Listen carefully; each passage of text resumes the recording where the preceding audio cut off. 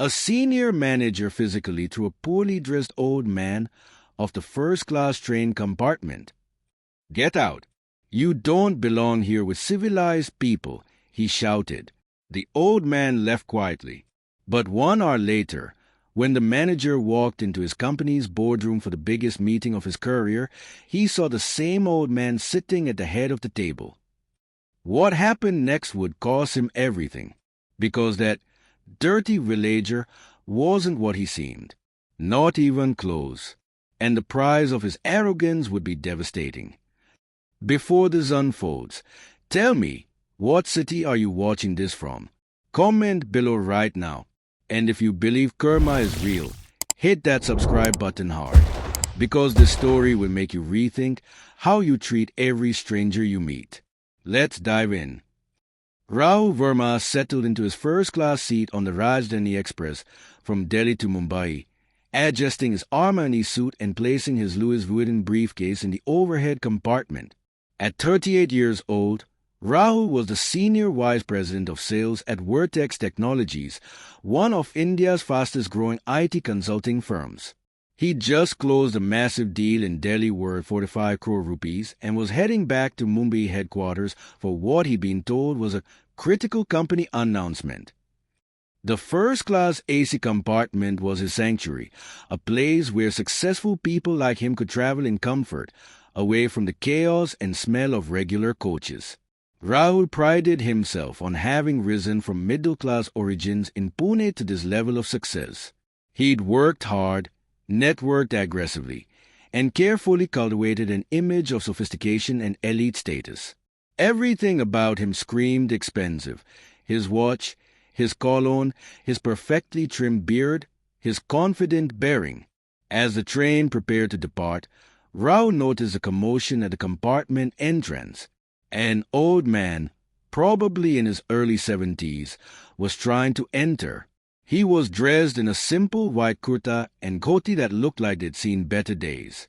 His feet were in worn leather chappal. He carried a small cloth bag and had the weathered, sun-darkened skin of someone who would spend decades working outdoors. Everything about him said, village, or poor, or doesn't belong in first class. The old man was holding a ticket and looking confused at the seat numbers. He started moving down the aisle slowly, squinting at the numbers above each seat. Other first-class passengers, businessmen in suits, wealthy families, foreign tourists, watched with expressions ranging from curiosity to distaste. The old man finally stopped at seat 23, right across from Rahul's seat 23B. He began to settle in, placing his cloth bag on the seat. "Excuse me," Rahul said sharply. "Are you sure you have the right compartment? This is first-class AC. The general coaches are that way." He pointed dismissively toward the back of the train. The old man looked at him calmly and held up his ticket. "I have first-class ticket, G, seat 23A. This is my seat." His Hindi was rural, his accent marking him clearly as someone from a small village, probably somewhere in UP or Bihar. Rahul stood up, irritation flashing across his face. "Let me see that ticket." He grabbed it from the old man's hand, examining it suspiciously. To his annoyance, it was indeed a valid first-class ticket for seat 23A. But something about this felt wrong. People who looked like this old man didn't travel first class. They couldn't afford it. There had to be some mistake or some scam. "Where did you get this ticket?" Rahul demanded. "Did someone give it to you? Did you find it somewhere?" The old man's face remained neutral, patient. "I bought it myself. G, at the counter in Delhi. I have money. I can afford first class." Rahul laughed harshly. "You? Afford first class? Do you have any idea how much this costs? 3,500 rupees one way. That's more than you probably earn in a month." Other passengers were watching now, some amused, others uncomfortable. The old man spoke quietly. "Young man, I have my ticket. I have right to sit in my assigned seat." Please let me sit. But Rahul's sense of outrage and class superiority was fully activated now. This old villager was challenging him, making him look foolish in front of other elite passengers. Rahul couldn't allow that. Listen carefully, Rahul said, his voice low and menacing. I don't know how you got this ticket, but you clearly don't belong here. You are making other passengers uncomfortable. You smell like a farm. Your clothes are filthy. This compartment is for respectable people. There are other seats in other coaches where someone like you would be more comfortable. I'm going to call the TT and have you moved. For your own good. The old man's eyes showed a flicker of something. Hurt? Anger? Sadness? But his voice remained calm. Gee, I have paid for this seat. I am not moving. You have no right to tell me where I belonged. That quiet resistance infuriated Rahul even more. How dare this poor old man stand up to him? Didn't he understand his place in the social hierarchy? Rahul made a decision. He grabbed the old man's cloth bag and threw it into the aisle. I said, You are not sitting here. Get out. Go back to whatever village you crawled out of. This compartment is not for your kind. Security! He shouted for the train security guard, who came rushing over, confused about the commotion. Rahul, using his most authoritative voice, lied smoothly. This man doesn't have a valid ticket. He's trying to sneak into first class. Remove him immediately. The security guard, a young man who clearly deferred to authority and expensive suits, looked uncertainly at the old man. Sir, do you have a ticket? The old man tried to explain, tried to show the ticket that Rahul had taken from him, but Rahul interrupted loudly. He's a con artist. I've seen this before. They get fake tickets printed or steal them and try to ride first class. Remove him before I file complaint against the railway for not maintaining security. The security guard, intimidated and wanting to avoid conflict with an obviously important passenger, made the wrong choice. Please, uncle, come with me. We'll sort this out. He took the old man's arm. The old man looked at Rahul one last time, his expression unreadable, then allowed himself to be escorted out of the compartment. Rahul picked up the cloth bag and threw it after them. And take your garbage with you.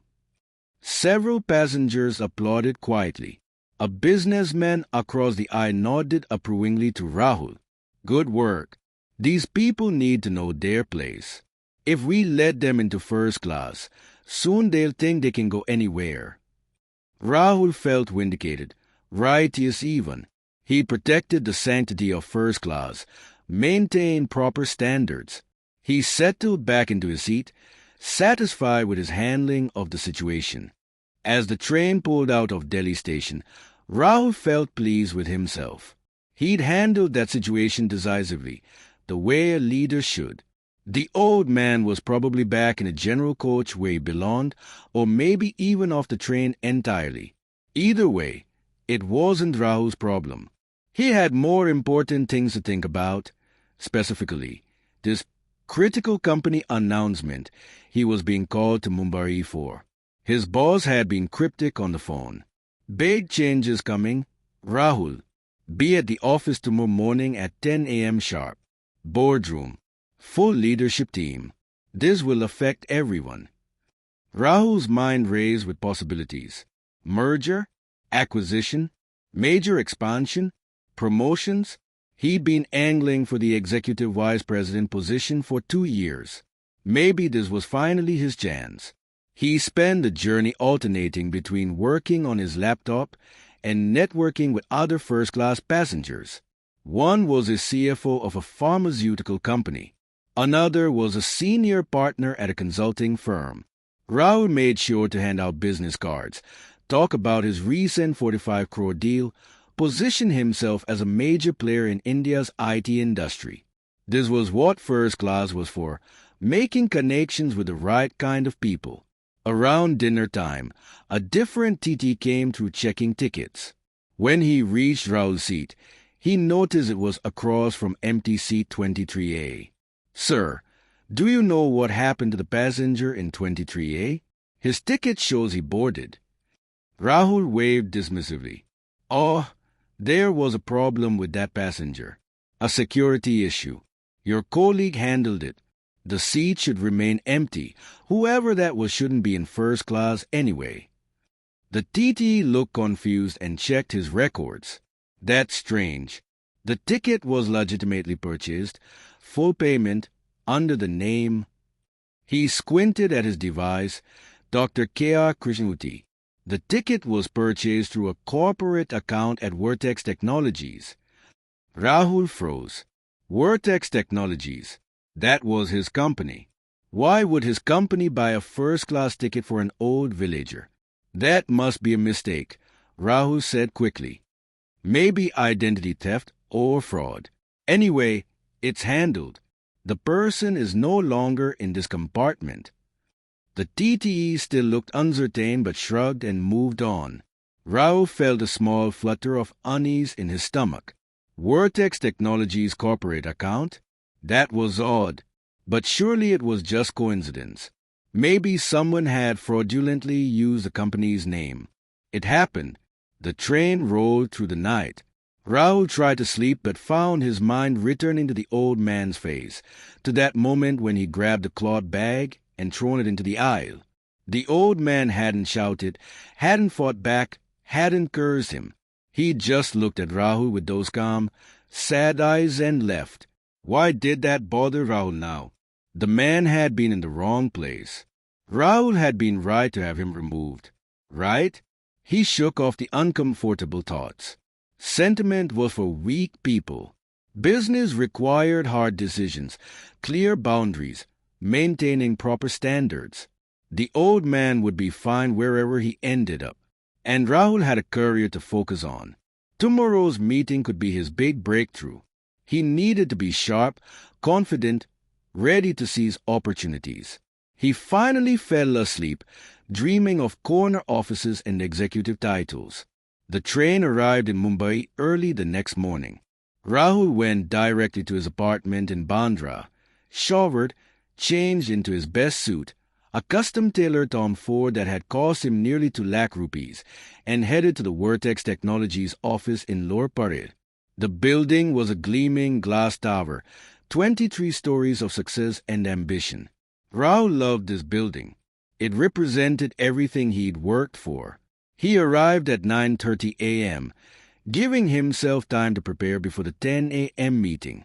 The office was buzzing with unusual energy. People were whispering in clusters, speculation running wild about the announcement. Rahul caught fragments: new CEO, major investor, complete restructuring, international expansion. His excitement built. Whatever this was, it was big. At 9:55 a.m., Rahul made his way to the boardroom on the 22nd floor. The room was already filling with the company's senior leadership, 12 VPs and SVPs, the current CEO Rajiv Malhotra, who had founded the company 20 years ago, the CFO, the head of HR. Everyone looked tense, excited, uncertain. Rahul took his usual seat halfway down the long conference table, exchanging nods with colleagues. At precisely 10 a.m., Rajiv Malhotra stood at the head of the table. "Thank you all for coming. Today marks a historic change for Vertex Technologies. After 20 years of building this company, I'm stepping back from daily operations. We've brought in new leadership with global experience and a vision to take us to the next level. Our new chairman and CEO will lead the company forward. Let me introduce him now." The boardroom door opened, and Rahul's world shattered into 1,000 pieces. Walking into the room, now dressed in an expensive suit but still unmistakably the same person, was the old man from the train. The dirty villager Rahul had thrown out of first class. Dr. K.R. Krishnamurthy. Rahul felt the blood drain from his face. His hands gripped the edge of the conference table. This wasn't possible. The old man from the train, the one he'd insulted, degraded, physically removed from first class, was walking into the boardroom, was standing at the head of the table, was being introduced as the new chairman and CEO of Vertex Technologies.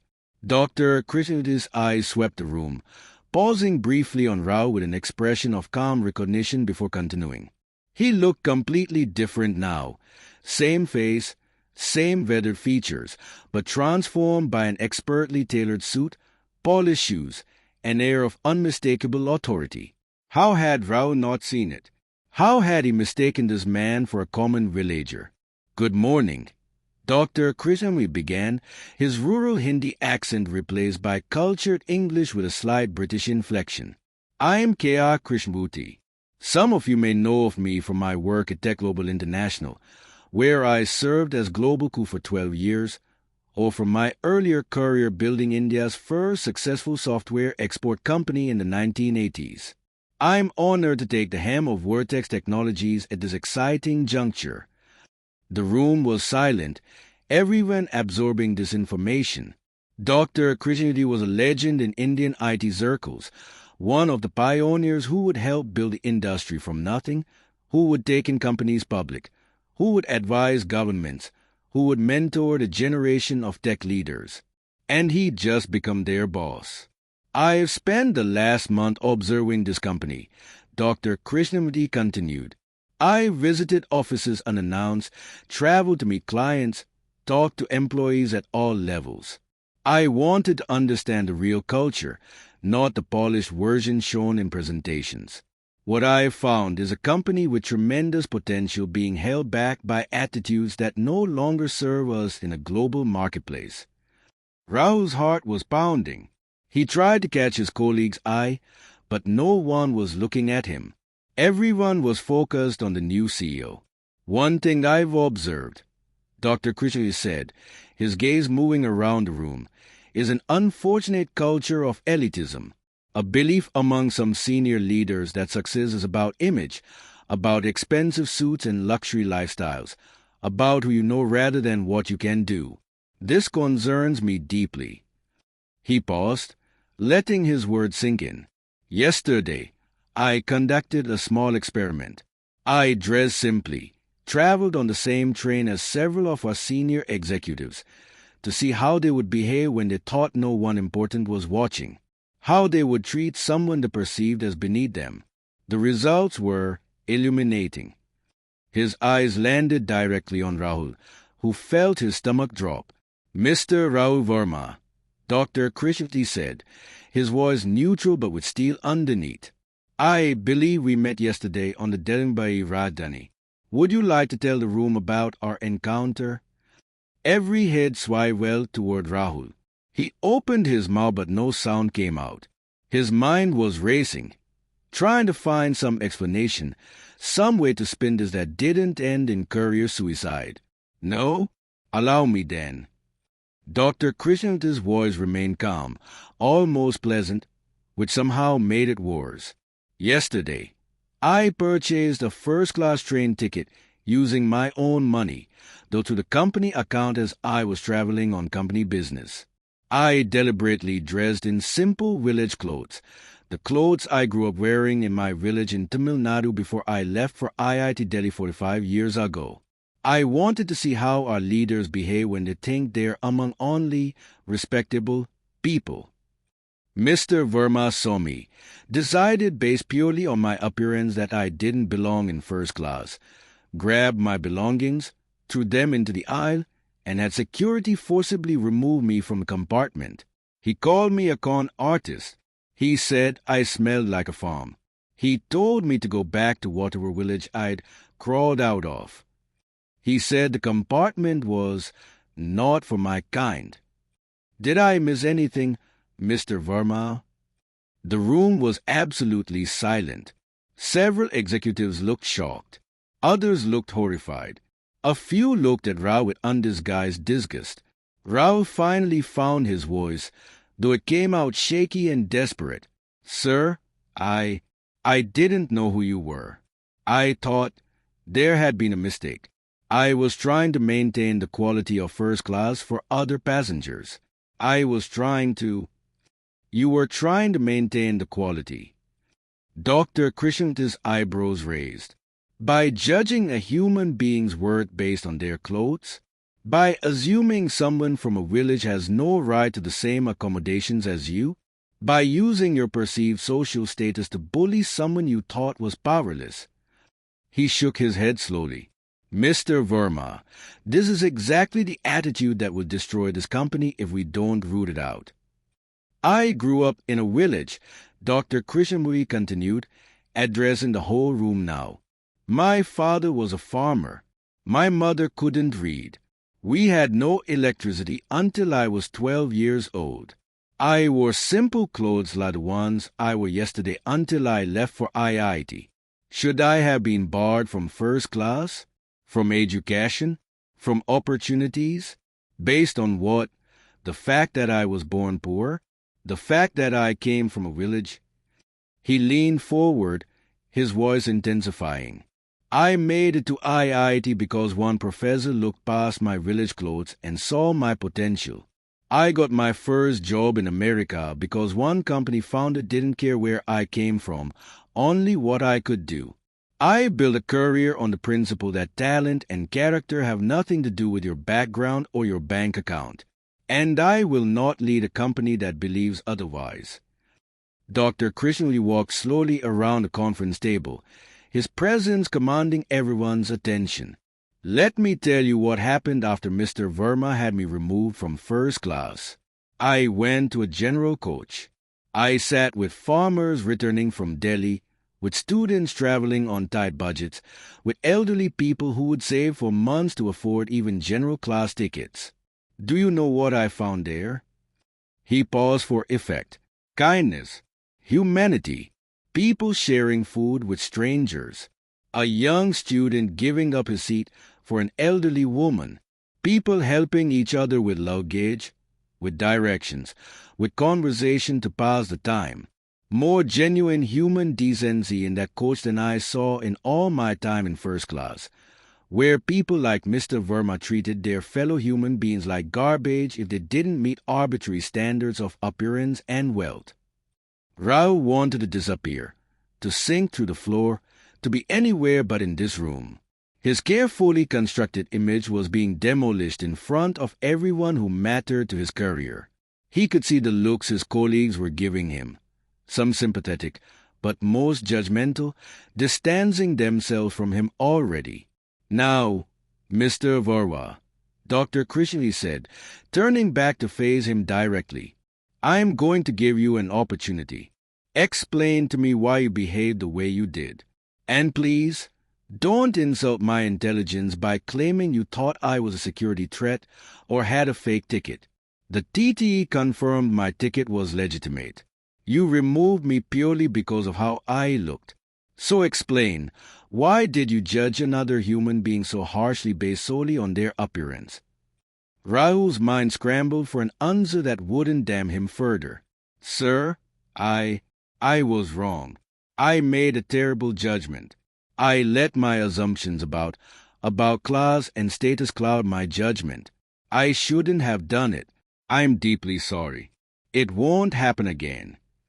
The apology sounded hollow even to his own ears, forced out by fear rather than genuine remorse.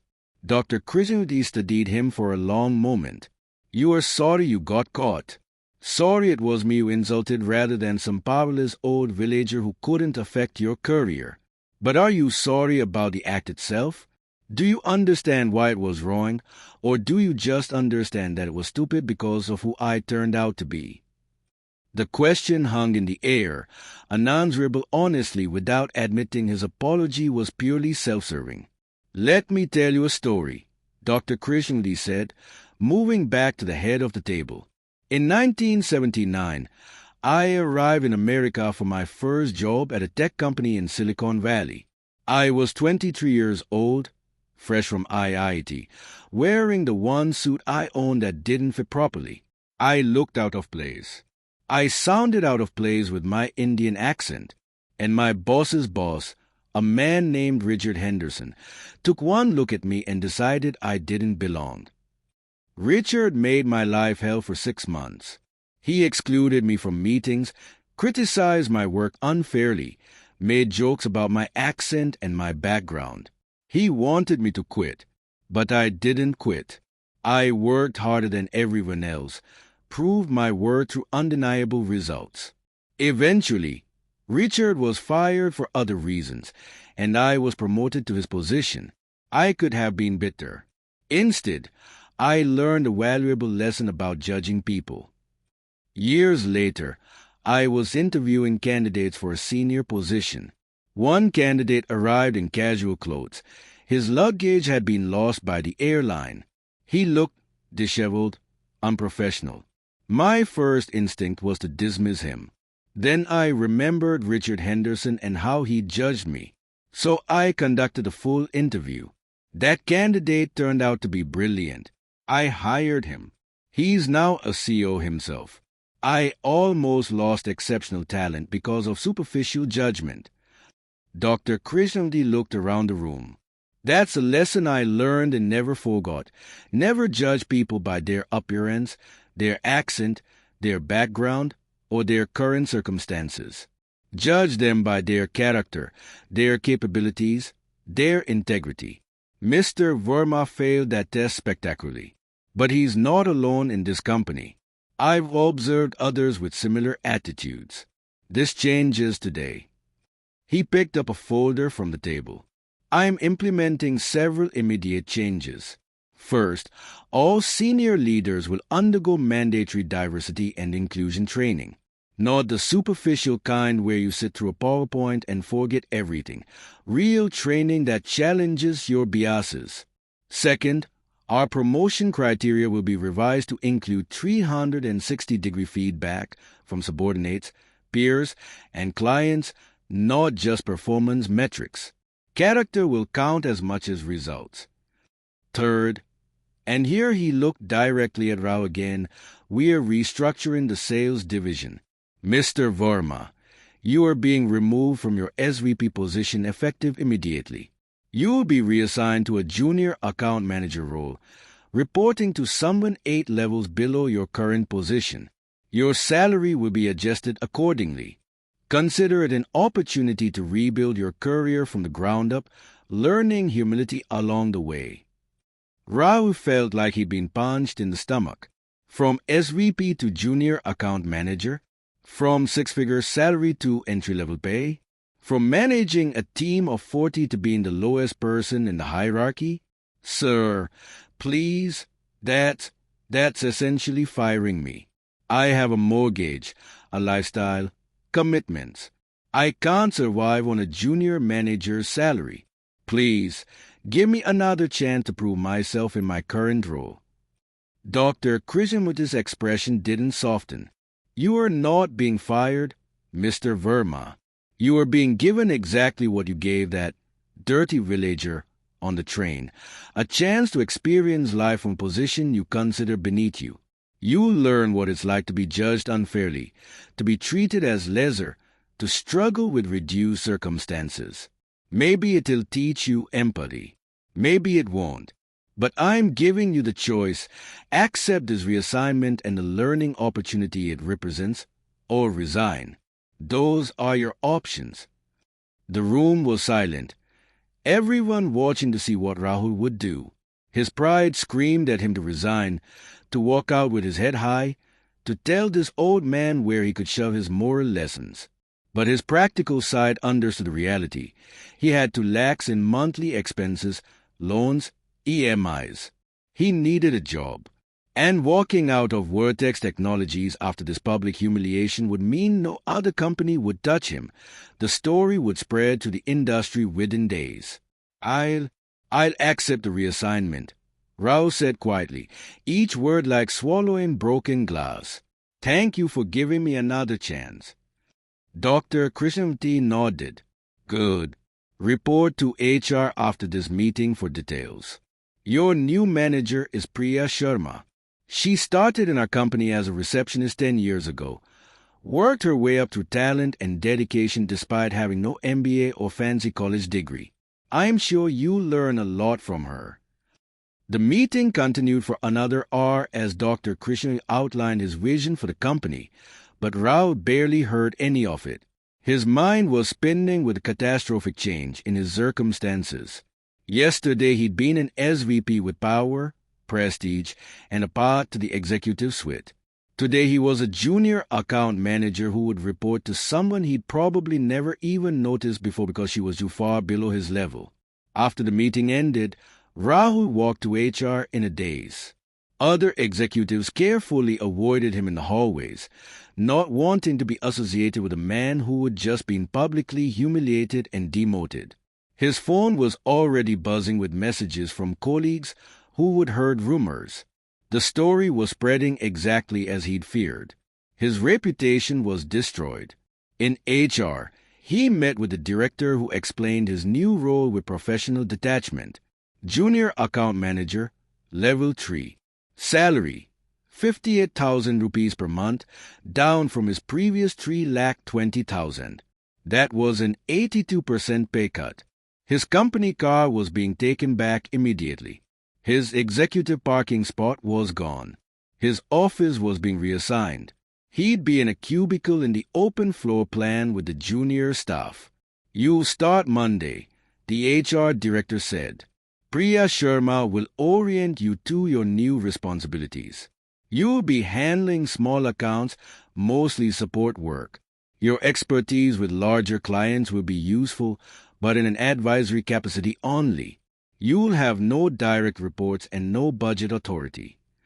Every sentence felt like another nail in the coffin of his former life. Rahul walked out of the building in shock. He couldn't go back to his desk. It was already being cleared out by facility staff. He drove home in his personal car, the BMW he'd be selling within weeks because he couldn't afford the EMI on his new salary. His apartment, his lifestyle, his entire existence was built on an income that had just been slashed by 82%. Over the next week, reality crashed down on him. His landlord needed to be told he'd be moving to a cheaper apartment. His club membership had to be cancelled. His luxury gym membership was gone. The expensive restaurants he frequented were now beyond his budget. The designer clothes in his closet mock him. When would he ever need a Tom Ford suit as a junior account manager? But worse than the financial crash was the social humiliation. The story of his encounter with Dr. Krishnan had spread through India's IT industry like wildfire. Arrogant VP throws new CEO of Train. Read one industry blog headline. Karma strikes. Executive demoted after bullying boss. Read another. His LinkedIn was flooded with messages. Some from people enjoying his downfall, others from former subordinates who had apparently hated him and were now gleefully watching his fall. When Rahul reported to work on Monday in his new role, he experienced what he put others through for years, being invisible. People who would have rushed to greet SVP Rao Verma walked past junior account manager Rao without acknowledgement. The office he'd ruled like a fiefdom now treated him like furniture. His opinions, which had once commanded attention, were now ignored or dismissed. Priya Sharma turned out to be everything Rahul had never valued: smart, kind, unpretentious, and absolutely competent. She'd started as a receptionist because she couldn't afford college after her father died. She'd taken night classes, earned certifications, and climbed through pure ability and work ethic. She was also acutely aware of exactly who Rahul was and what he'd done. "Mr. Verma," she said in their first meeting, her tone professional but cool, "Dr. Krishnan has asked me to help you learn some lessons during your time in this role. I'm going to treat you exactly as you've treated people you consider beneath you over your career. I've talked to some of your former subordinates. They've told me about your management style, the dismissiveness, the credit stealing, the public humiliations. You are going to experience all of that from the other side." Rahul started to protest, then stopped. What could he say? She was right. He'd been a terrible manager, caring only about results and his own advancement, treating people as resources rather than humans. "I understand," he said quietly. "I deserve that." I deserve all of this. I don't know how to do this job. I've been in senior leadership so long, I've forgotten what it's like to be entry level. Priya's expression softened slightly. Then you are going to learn. And maybe, if you are open to it, you'll become a better person in the process.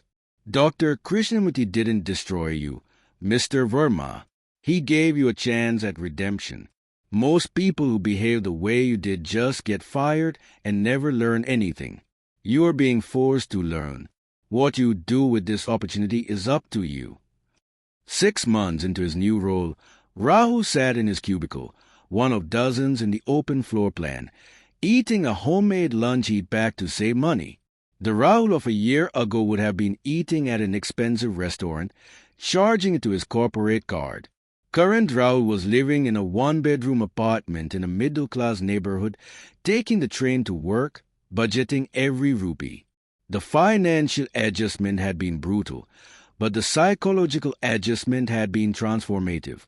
Being powerless, being insignificant, being treated as disposable, it had forced Rahul to see the world from a perspective he'd never considered.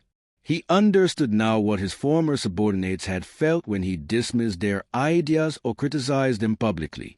He understood what that old man on the train had felt when Rahul had thrown his belongings into the aisle. Priya had been tough on him those first months, assigning him the worst tasks, excluding him from important meetings, criticizing his work harshly even when it was good. Rahul had been angry at first, then resentful, then finally understanding. This was exactly what he'd done to others. The difference was Priya was doing it deliberately, as a teaching tool, and would eventually relent. Rahul had done it casually, never even recognizing the harm he was causing. Around month 4, something shifted. Priya called him into her office. "You've been here 16 weeks, she said. "You've done every assignment without complaint. You've helped colleagues even when it didn't benefit you. You've admitted mistakes instead of blaming others. You've actually changed, Mr. Verma. Dr. Krishnamurti asked me to assess whether you are learning or just enduring. I'm going to tell him you are learning." She pulled out a file. "There's a mid-sized account that's been struggling, Metro Fashion Brands. They're threatening to leave Vertex because they feel neglected. It's not glamorous, not high-profile, but it's important. I'm assigning it to you as lead, not as a junior manager supervised by others, but as actual lead. Show me you can serve a client with humility and excellence. Show me you've learned that all clients deserve respect, regardless of their size or prestige." Rahul took the Metro Fashion file and studied it carefully. The account was indeed struggling. Missed deadlines, communication breakdowns, quality issues. The previous account manager had clearly seen Metro as beneath her attention, a small account not worth real effort. Rahul recognized that attitude. It had been his own attitude for years. He approached Metro Fashion differently than he'd ever approached clients before. He visited their office personally instead of demanding they come to him. He listened to their frustrations without becoming defensive. He acknowledged Vertex's failures instead of making excuses. He created a detailed plan to fix every issue they'd raised. And most importantly, he treated the client's CEO, a self-made woman who would build her fashion company from a small boutique, with genuine respect. 3 months later, Metro Fashion wasn't just staying with Vertex. They were expanding their contract and referring other clients. The CEO wrote a personal letter to Dr. Krishnamurti praising Rahul's work. "Your team member Rahul Verma gave us the best service we've ever received from Vertex. He treated our small company like we mattered. He solved problems instead of creating excuses. If all your people worked like him, you'd dominate the industry." Dr. Krishnamurti called Rahul to his office. It was the first time they'd spoken privately since the boardroom meeting 9 months earlier. "I've been watching your progress," Dr. Krishnamurti said. "Priya tells me you've changed. This letter from Metro Fashion confirms it. So I have a question. Have you actually changed, Or have you just learned to fake humility to survive? Rahul thought carefully before answering. Sir, I think I've changed. Not completely. I still catch myself making judgments based on appearance or status. But now I recognize those thoughts as wrong and correct them. I understand now that I was a terrible person who succeeded despite my character flaws, not because of any virtues. Being humbled hasn't been pleasant, but it's been necessary. I needed to learn what it feels like to be powerless before I could be trusted with power again. Dr. Krishnavati nodded slowly. Good answer. Honest. Self-aware. Here's the truth, Mr. Verwa. I could have fired you. Your behavior on that train was fireable. But I've learned that sometimes the people who need the hardest lessons can become the best teachers once they've learned them. I'm promoting you to Senior Account Manager with a significant raise and team to manage. But understand this is probationary. The first time you treat someone as lesser because of their background or position, you are done. Permanently. Rahul felt tears burning his eyes. Thank you, sir. I won't let you down. I promise I'll be different. I'll treat every person with respect, regardless of who they are or. Esta resposta foi posada por Claude atingiu-se o limite máximo de caracteres para uma mensagem. Clique em continuar para que o Claude prossiga. Continuar.